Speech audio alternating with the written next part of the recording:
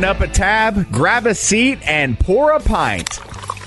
It's time for the Beer Guys Radio Show. You want free beer? Go to the brewery. Dedicated to the art, science, and enjoyment of craft beer. Yo, what's wrong with the beer we got? Now, here are your hosts, Tim Dennis and Aaron Williams.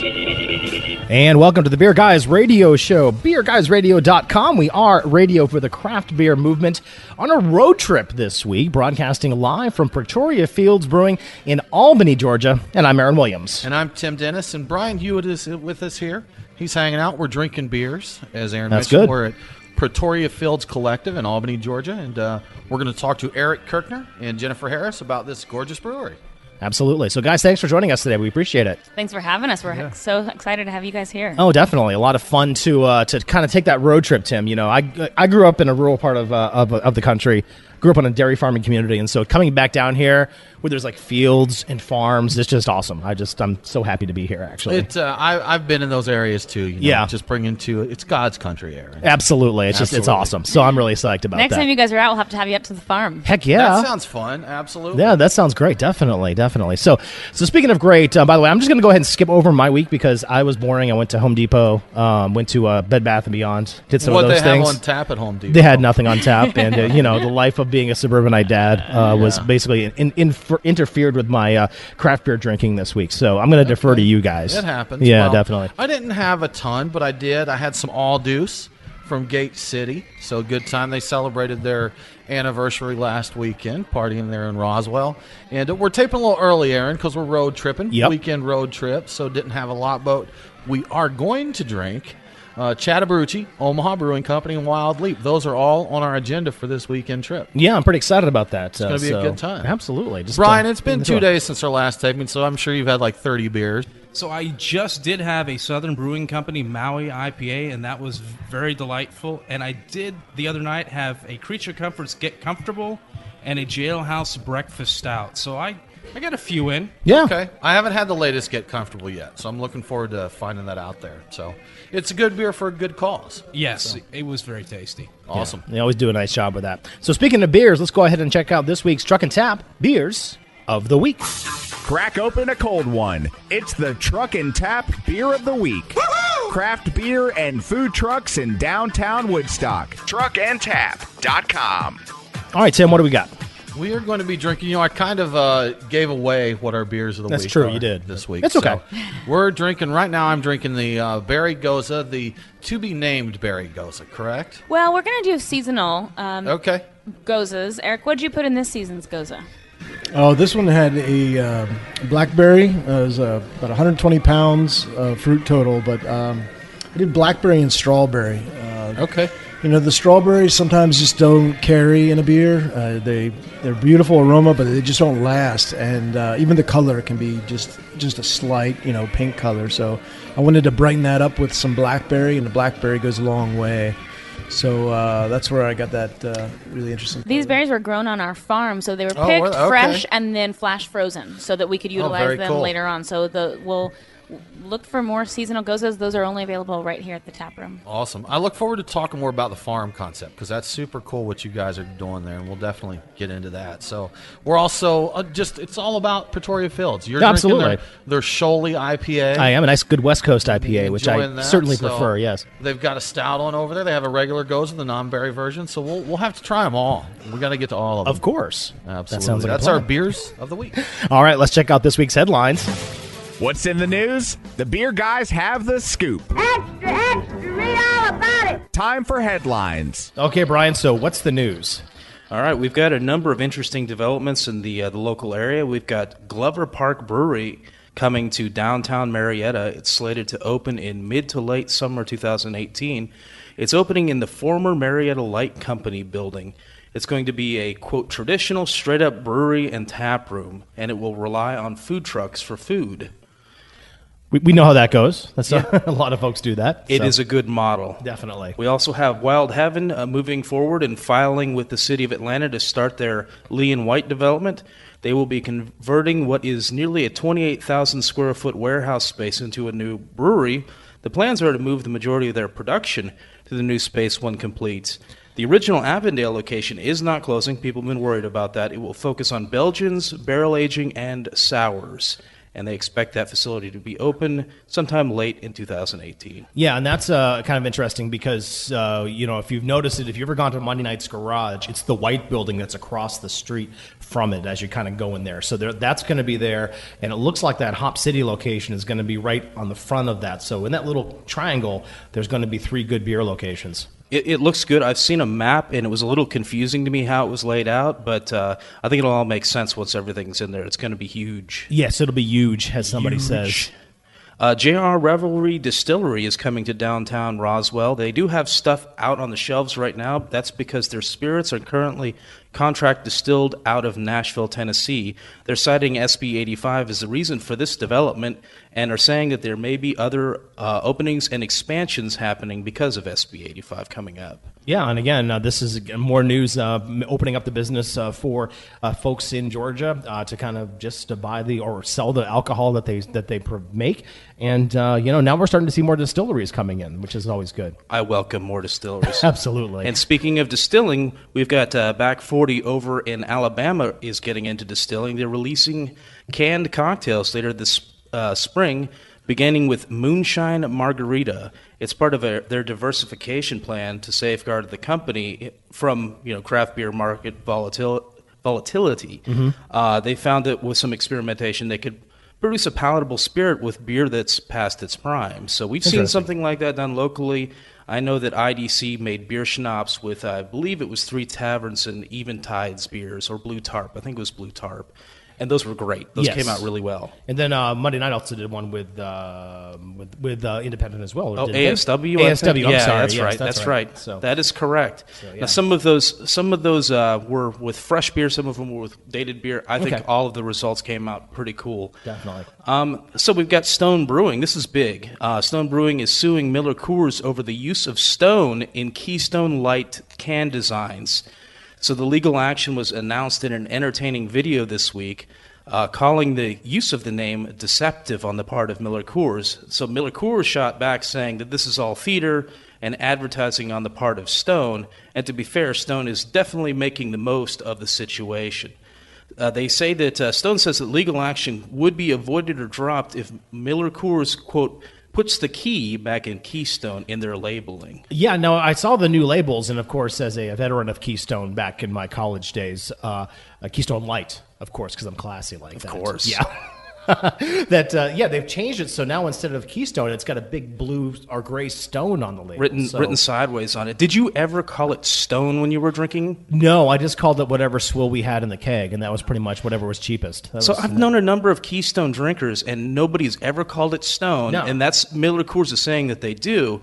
And I think they're just trying to give themselves a nickname. And you can't give yourself a nickname. That doesn't work. No, That's exactly. why you're not cool. Exactly. That's it's always been Keystone. I've never heard of it like that. So anyway, well, you know what? Good luck, Stone. I hope they win because that'll be one for the little guys. I like it.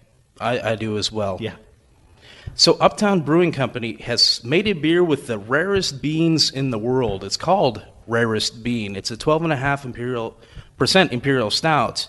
Have you ever heard of Black Ivory coffee? I have not. I'm afraid to ask. So I hadn't either, and I looked into it. It's basically Kopi Luwak. Instead of using civet cats to, quote, process the coffee, they're using elephants, believe it or not. And by process, you mean?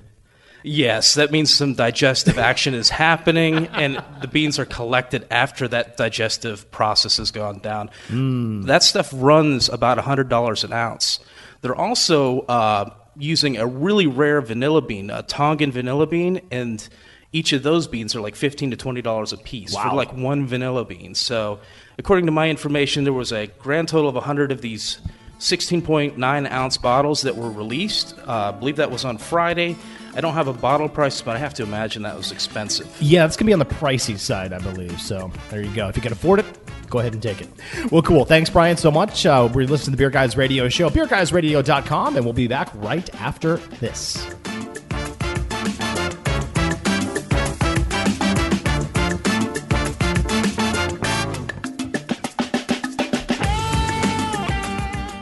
Craft beer forged with a reverence for tradition and new styles that start a revolution.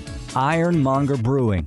The brewers at Ironmonger pride themselves in being masters of barrel-aged, hoppy, and sour beers. They invite you to their tap room to taste and see. And coming soon, Ironmonger's Barrel Room, featuring live entertainment. Keep up to date on all things Ironmonger by liking them on Facebook. Ironmonger Brewing, establishing a new standard in craft beer.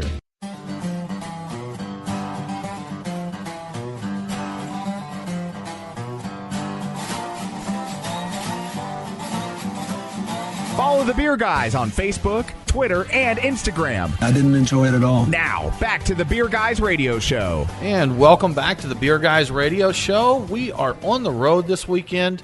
We are at Pretoria Fields Collective in Albany, Georgia. We're talking to Eric Kirchner. We're talking to Jennifer Harris. Thanks so much for joining us. We really appreciate it. Thanks for being here. You got it. It's awesome. Yeah. We're enjoying beers here, and we've got plenty of questions about the brewery and everything. Fire away. Hopefully we have plenty of answers. We can do this. Well, you can fake it if you don't have the answers. No, we got answers. Okay, good. You. So yeah, Eric, of course, you're the head brewer here, and Jennifer, you're the marketing, PR / everything else Guru. person, right? Yes. Loose end tire. Loose There end. you That's go. a good. I like that. Actually, I like Becky's that. our loose end tire, and she keeps us in check there. It's a lot of work. It is a lot of work. Tying up ends is a lot of work sometimes. Because we prefer to just drink beer and run our mouths. So Yeah. Becky has to make sure that we take care of the business part of it. Someone's going to keep us in line every Yes. once in a while. So Erica, we talked a little bit off the air. What's your craft beer story? You're coming from a pretty big brewery in California, right? Yeah, I was at Russian River Brewing Company for about 10 years.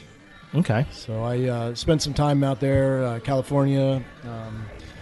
Before that, I worked at Stumptown Brewery, a little small brewery on the river, and Ruth McGowan's before that, and just a host of breweries. I was in Pennsylvania for some time, a little brewery in Mount Joy, Pennsylvania called Booby's Brewery. Nice. Okay. Yeah, Okay. Great name. Yeah, really cool old historical brewery with underground caves and all the original mash tuns and Oh, wow. and fermenters are all wood and they're still in place.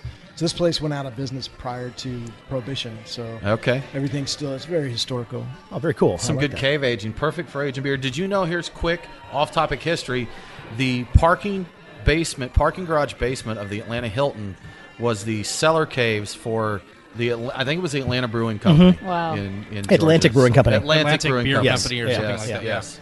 So there you go. That's our historical fact for the day. That's it. Brought to you by the Beer Guys Radio. You're learning here. That's right. So here's the biggest question: why Albany? I mean, this facility is absolutely beautiful. Everything else, but I mean, you're coming from California. Why here? Why in Southwest Georgia? It's an underserved market, really, and it's a huge agricultural. And hanging out in Sonoma County, we just really got into like local. Everything was local, so here we're given an opportunity to take the grain from the fields and work with them, the fruit from the vines and work with them, and Sonoma County is very agricultural, so it just sort of fits with our ethos, and we're all about doing that. And I met these guys years before, and we just kept the conversation going when they first started gestating the idea of this, and timing was just perfect. I left Russian River after 10 years, and it just happened to fall into place, and they were like, hey, we're looking for a consultant, and it just grew from there. Now, have you done another startup brewery before? Have you been involved with other startups? No, this would be the first startup. So being with Russian River for 10 years is quite a long time. Oh, sure, absolutely. The other breweries that I had worked in previous to that, they had already been established. So it's really a challenge coming in and not having everything in place and kind of shown how to do it, but actually here you go. This is on Here's you, your baby. Man. You got to do it all this time, huh? Was that kind of the biggest surprise or the biggest change, I guess, was coming into where you weren't coming into, hey, this is ready and rocking, jump in? It's like the double Dutch jump rope, jump right in and join. So it's a juggling, you start out and you don't have all the pieces in place right away, or you have all the pieces and they're all moving parts, but you don't realize when you finally turn the switch which ones are going to work and which ones aren't going to work.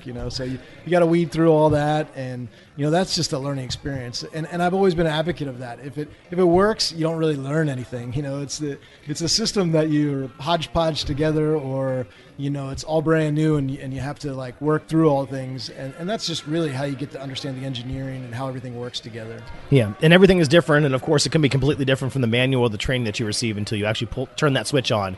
you don't necessarily know exactly what's going to happen until you run it a few times, right? Oh yeah. There was all kinds of things failing and pushing us back. And like I said, if all those things worked, then I wouldn't be as prepared as I am today to deal with those situations. So rather have them start early on. There you go. In a way, Very cool. Now, one thing we mentioned that we wanted to talk about a little bit more was the farming aspect. And, a lot of breweries are really looking at that, using local and all of that. Brewing with local ingredients, just touching base with what's local. In Atlanta, a lot of our breweries there, they want to do that. We don't have a lot of farmland in the Atlanta metro area, but that's not an issue you have here. You're in rural South Georgia.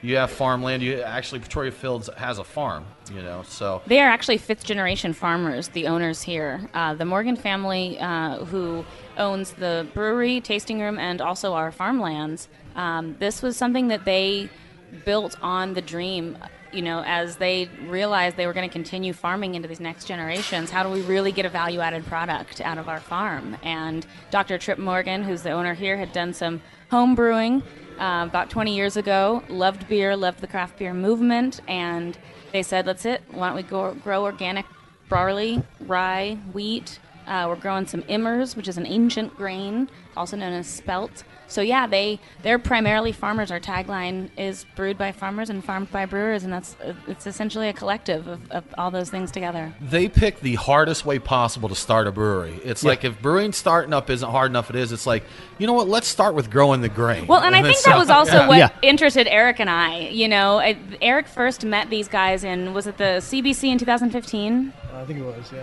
And I wasn't present, but I remember him coming back and saying, essentially everybody talks the talk and it really wants to do this, but here are these farmers that are walking the walk and brewing the walk, and it was exciting from the beginning to watch that come to fruition. Yeah, and it's interesting too because, of course, a lot of the time we talk about experimenting, it's hops. It's always about hops, what different kind of hops are coming out. But malts, the grain bill, doing different types of the grain, even again, producing it locally, a few miles down the road is something that's sort of fairly new here in American craft brewing. So it's kind of a neat project that they're undertaking here. Oh yeah, it's a big movement, and the terroir of the flavor of the the actual land itself is added to the flavor of the beer, and it really gives you that sense of this beer is from South Georgia, Albany, and Miller's the only other brewery in town right now, so.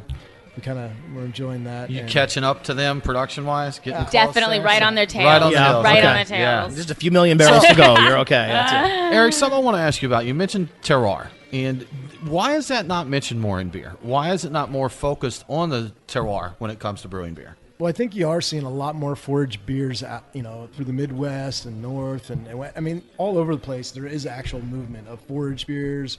But not, there's places like Rogue that are growing all kinds of their own hops and their grain, and they're doing, in Sierra Nevada, of course, they're doing estate beers, where they have beers that come from their lands that they have. So you're seeing more and more of that.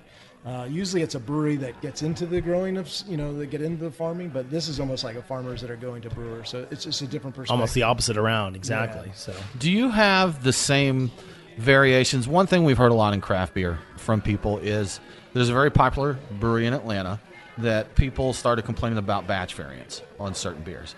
But when you're using an agricultural product, I've been told with beer it's not as much as wine, but how much do you have to work to keep that recipe true to what it originally was when you're using a different crop year from year? Yeah, I think you already have it on a national type level, but I think with us growing small lots, you'll see it even more. Mm-hmm. So, we'll have to rely on our maltster who's going to be malting our own grain personally to give us, and I think that a lot of brewers may become a little bit more detached from the raw ingredients, but for us, we're going to have to really look at it close. So I think that'll be a really interesting communication because we're not just buying from a supplier. We're actually going to be creating our own, sending it off to maltster, and also talking to him and getting specs on things and having him help.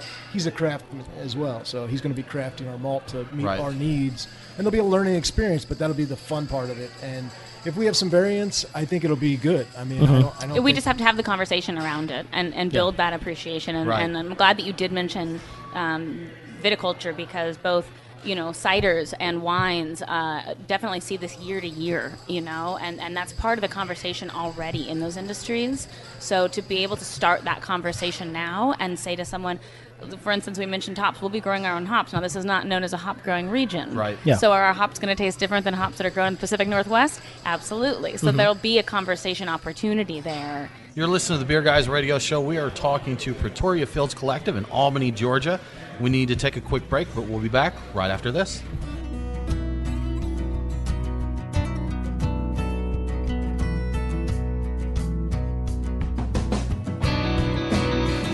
It's Aaron and Tim, the Beer Guys. If you're like us, no lunch or dinner is complete without a pint or two of craft beer. Which is why Truck and Tap in downtown Woodstock and Alpharetta are always on our list. Tim, why do they call it Truck and Tap? Well, the tap part is easy, Aaron. See, they've got 18 of them. As for the truck part, well, that's when it gets interesting. Truck and Tap features your favorite Atlanta area food trucks daily, so that way you're getting a different menu every day. Truck and Tap in downtown Woodstock, Alpharetta, and coming soon to Duluth in 2018. Truckandtap.com. Let them know that the Beer Guys sent you.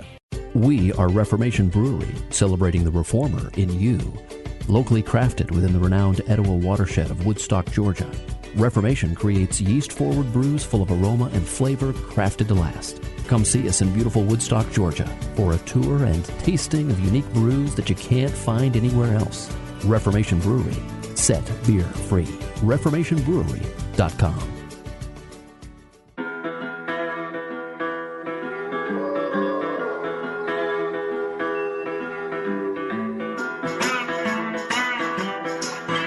Follow the Beer Guys on Facebook, Twitter, and Instagram. Your revolution is over, Mr. Lebowski. Condolences, the bum's lost. Now, back to the Beer Guys Radio Show. And welcome back to the Beer Guys Radio Show. Check us out at beerguysradio.com. We are on the road this weekend. We are in Albany, Georgia at Pretoria Fields Collective. We're talking to Eric Kirchner and Jennifer Harris about their beer, their brewery, grain growing, farming. Yeah. All of that. This is great. Yes, and we're drinking your beer. We just got another round here. We have your stout, and I got your Sholey IPA here, so we're going to get into that. Tell us about Sholey. I don't think we talked about that one much yet. Well, the big thing is it's named after, the naming of the beer is really intriguing because it's named after a local bass that worked with the, in the shoals that would come up. Okay. And travels sometimes up to 100 miles.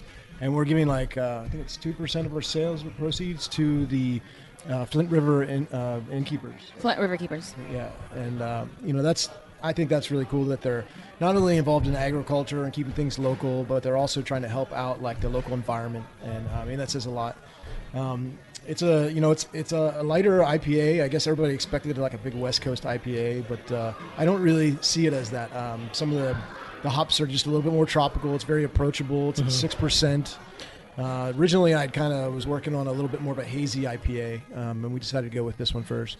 You should have called it Sholey the Elder. See if you got any issues out of that. So no, I like this. Fresh. Yeah, you've got a little bit of that West Coast in there, but you're right, a little bit more of that tropical notes kind of smooth it out, and a clear IPA. Who knew that exists in this day and age? Right? Yeah. Isn't that amazing? Now I want to talk farming because we've talked to, like you said, a lot of people kind of talk the talk and want to do it, and I'm sure to the best of their abilities where they're located, they do that. So you mentioned Emmer, a grain you're growing, and Jennifer, you said it's a special grain spelt. It's also known as spelt, Okay. which is it, and it's processed. Once it's been dehusked, it would be sold as spelt. So it has a number of wonderful qualities that are easier for people. It has a lower gluten level, and so a lot of people that experience digestive issues with grains are able to digest Emmers a lot more easily. It's actually a biblical grain, and I wish that Harris, our farmer who owns the land and farms on it, was here to share more with you about its real history, because he has studied this and can tell you when it was traded back in the biblical days and all that. But we're excited to work with it. One of the most interesting things for me that I found out was, one of the caveats or the harder part about brewing with wheat, and large percentages of wheat, is that it doesn't have the husk. And here's an ancient wheat that actually does have husk. So, where you have to use a rice hull, or you have to use a heavy 6-row to kind of counteract that, large usage of wheat. Here we have one that actually has a husk. So it's one of the, benefits that barley has. So I'm really excited to work with that. I had planned a lot of recipes originally around wheat that didn't have husk, and I was like, we need to grow some 6-row, and we're going to blend the two. And So this is just a really interesting turn of events that happened, and I'm excited about working with it. I think we've got about 12 acres of organic emers right now.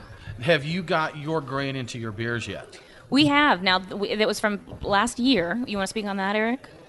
Oh, we've worked with a little bit of the grain, and right now we're actually working with a maltster. So I don't have a cereal cooker, so it's really hard for me to use, all unmalted wheat. Right. I can use some of the wheat in that aspect, but right now we're taking last year's harvest, and we're actually planning on malting it all. And we've had some discussions with the maltster. Unfortunately, I was a little busy and couldn't go up to this. About a week ago, there was a big convention up in Charlotte, and I didn't get to go to that. But we are probably in the next week or two, maybe 3, we're going up and talking to him and discussing a little bit more in detail what we really want to be doing with the malt. He's thrown a bunch of stuff out there that I have to process with proteins and just how we want to approach it. But so your maltster's in Charlotte? Yeah, I believe so. Okay, yeah. Gotcha.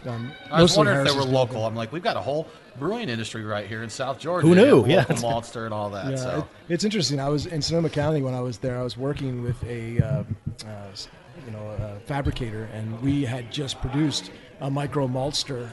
It was the first one in that area for a while, and we were designing it, and we had some old. We had to do all these different modifications to the original design to make it actually work. So it was really unique for me to be involved in the fabrication of such a piece of equipment. And then coming down here, they're all about that, and you're seeing a lot of that. And even the micro maltsters are selling all their malt before they even open. It's just so people really want that local grain. Sure, absolutely. So. Yeah. So now you say that on your website, I was doing some research there, Jennifer, on your website, and it says that you make slow beer. What exactly does that mean? We think of that really as the entire process. Again, that's part of our conversation with talking about soil to glass. So farm to fermentation at its absolute peak is our farmers out there knowing when to plant, knowing when to harvest, doing, again, protein checks in the field and checking on this process couldn't take longer since we're starting from the beginning. Mm-hmm. So in 3 or 4 years, when we'll have even more of our input be from the farm, we really look forward to and anticipate that opportunity where that we can have even more of our local products that we're growing ourselves in there. And it's a slow process to get there. Sure. Now, with your growing and malting grains and that, you do plan eventually to offer malted grain to other breweries as well, correct? We hope that we'll be able to use most of it ourselves. Okay. So we'll see. There's also been some brainstorming about partnering with local businesses that are bakeries, so that we can have essentially dinners where part of our meals have been also incorporated from our farms, as well as the beers that we'll be pairing with those meals. So we anticipate our level of growth paralleling the amount of grain that we can produce. We may have some to sell one day. Okay. That's good to know. Are you considering getting into some other kind of ancient grains or heritage grains? Emmer, there's einkorn, there's other stuff out there?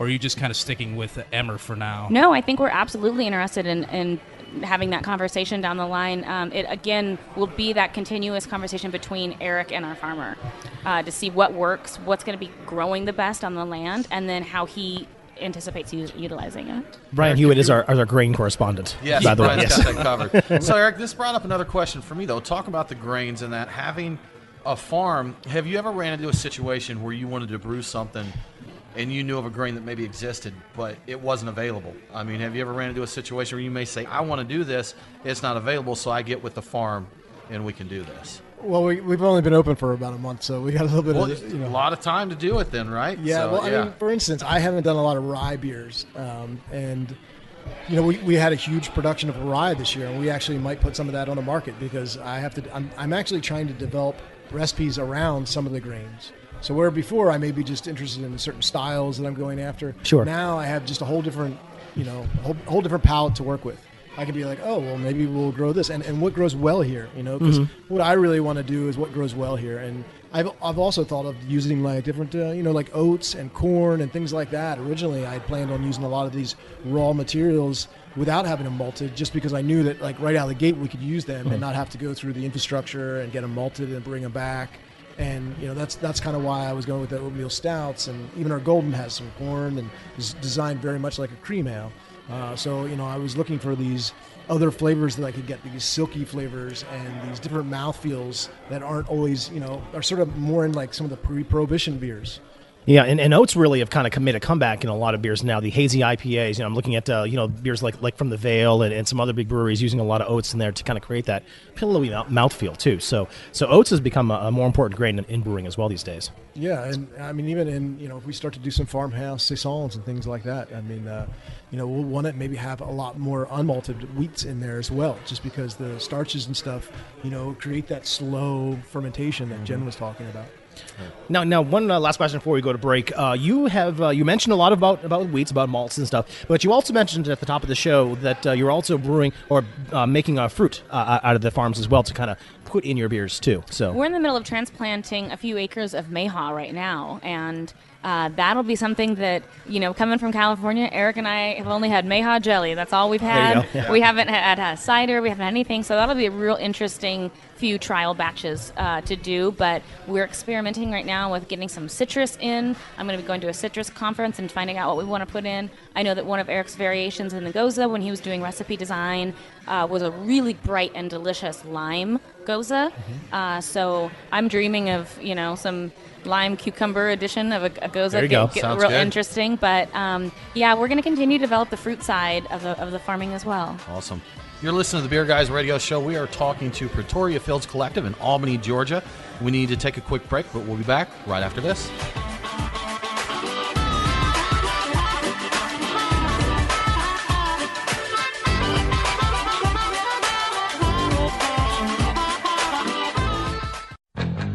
Time for the hot list. The Beer Guys have the scoop on what you need to know for next week. That's hot. We've got a lot of great beer events in Georgia this week. Plenty going on for you to go out and have a good time. On Sunday, Terrapin's Wake and Bake Off rolls into the ATL Brew Lab at SunTrust Park. Southern Sky is hosting the Heartbreakers Hangout Singles Awareness Day. And 7th Sun Brewery comes to Georgia. There's events at both Argosy and Kimball House. On Monday, we have Palmer's in Peachtree City hosting a Wild Leap beer dinner. There's a beer and comedy at Sweetwater and trivia at Truck and Tap up in Woodstock. On Tuesday, it's Brews and Brushes, a painting at Jekyll, and Eventide's Curiosity Club discusses the history of making inks and paints from natural materials. On Wednesday, we've got tacos and trivia at Reformation Brewery, and there's a Girl Scout cookie and beer pairing at Sweetwater.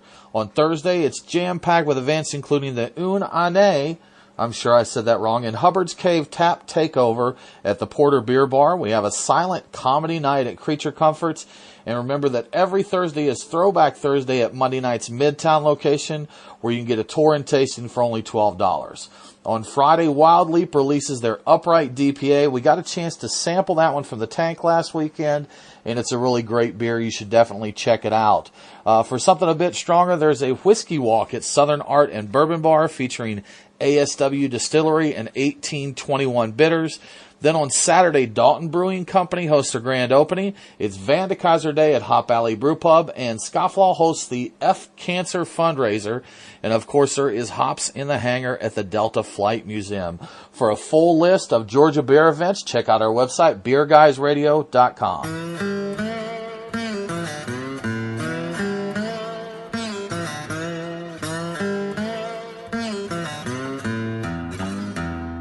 Follow the Beer Guys on Facebook, Twitter, and Instagram. Cannonball coming. Now, back to the Beer Guys Radio Show.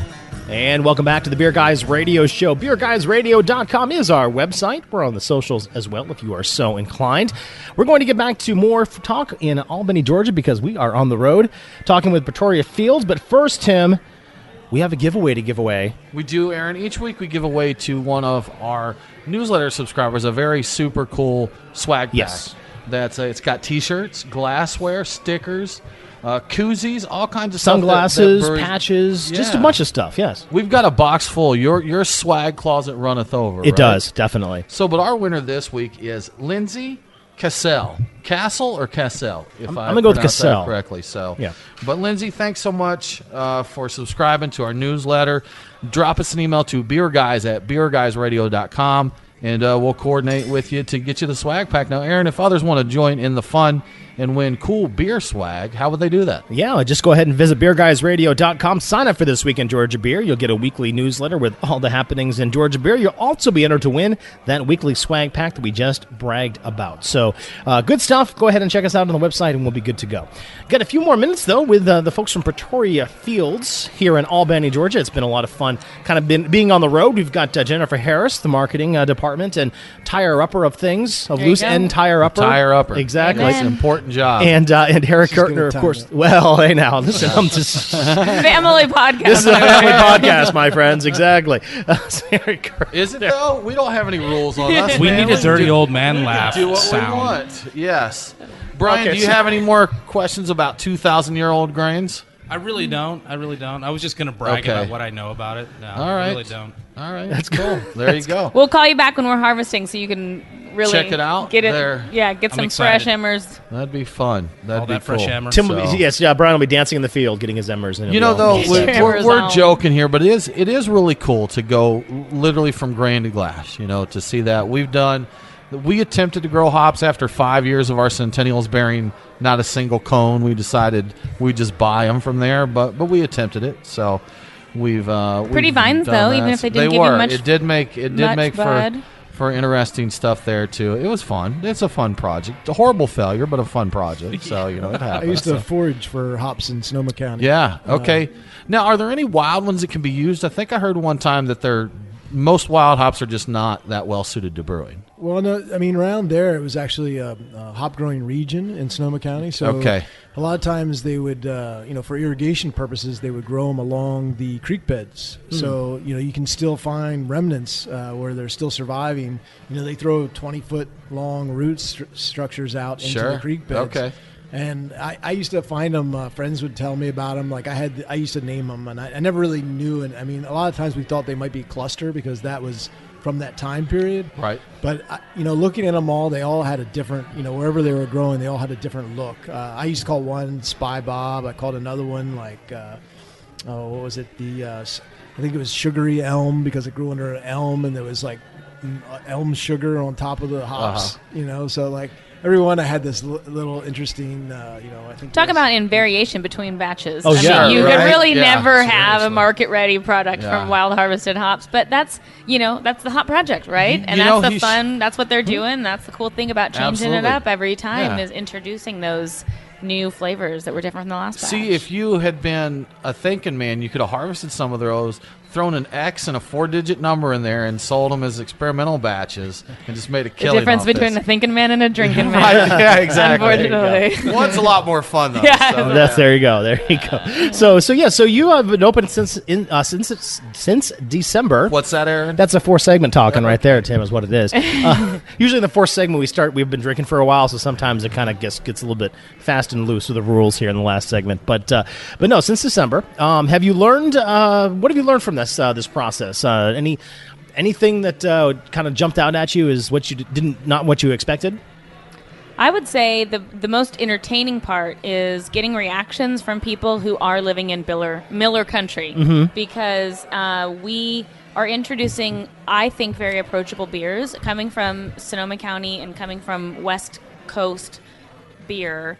These are extremely approachable to me, but I have to remind myself that a lot of people, as we go to bars and I offer to buy a Michelob Light drinker one of our beers to try it out, I'm usually really surprised at their positive response to the beer, but it has been wonderful to see all the rainbow of responses because this is newer to this region. So, and that's been on the bar service side. Sorry. No, that's what I was just saying. On the bar service side, but then on the brewing side. I really thought about this region and this area and how hot it was, and two of the recipes were designed basically for this area. I mean, the Goza, you have this range with a Goza where it doesn't have to be super sour. It can be a little bit more approachable.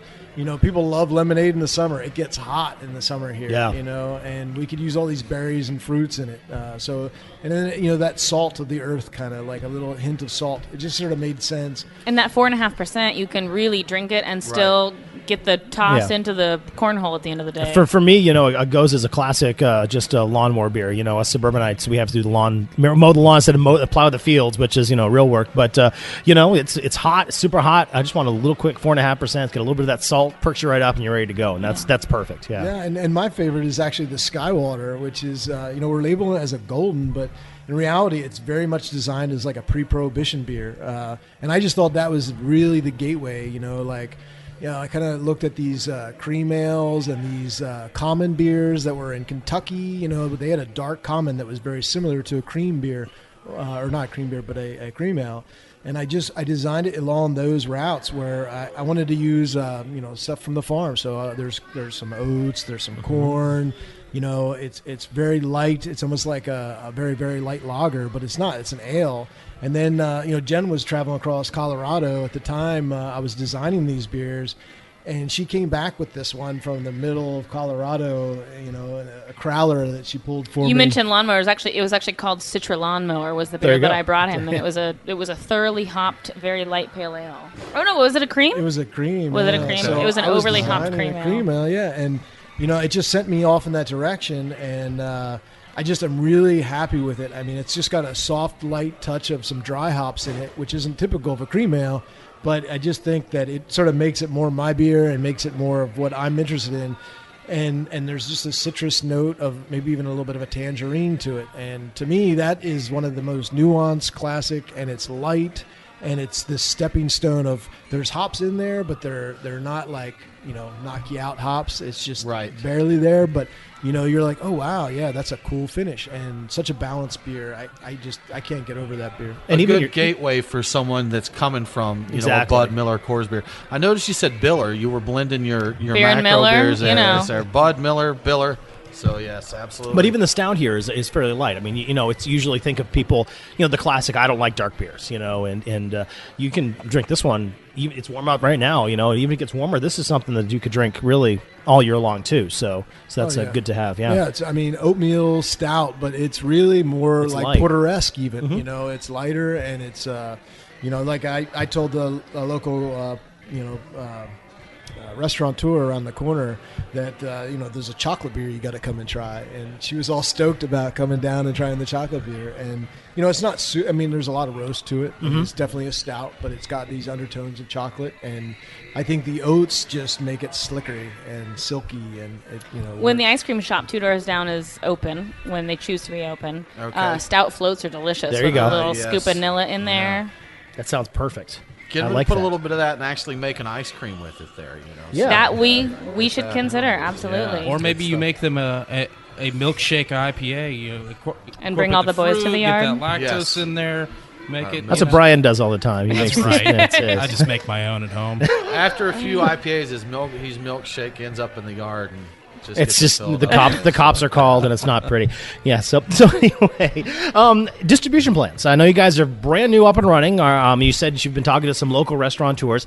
Do you have any plans of expanding besides the Southwest Georgia area?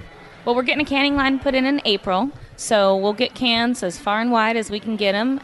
Right now, we're getting kegs out to most of the surrounding communities right now. And again, Eric is really wanting to not brew too much and keep that freshness so that we know that every keg that goes out there, we're thrilled that it is being tasted at its apex and that it tastes delicious. So we're growing organically, but we absolutely plan to continue growing our distribution. Well, cool. Well, thank you guys so much. This has been an absolutely wonderful time. Really, really appreciate your hospitality here in Albany, and best of wishes, best of luck, best of success for you all. And this is great. Can't wait to have you guys back. Thanks for making the trip down and enjoying your field trip. Definitely, definitely. Well, you've been listening to the Beer Guys Radio Show. Thanks again. Join us on the socials, beerguysradio.com, Facebook, Twitter, Instagram, all that kind of good stuff. Coming up next week, we are going to be talking with Ironmonger Brewing out of Marietta, Georgia, one of our awesome sponsors. So talk to you next time, and don't forget to drink local. Cheers.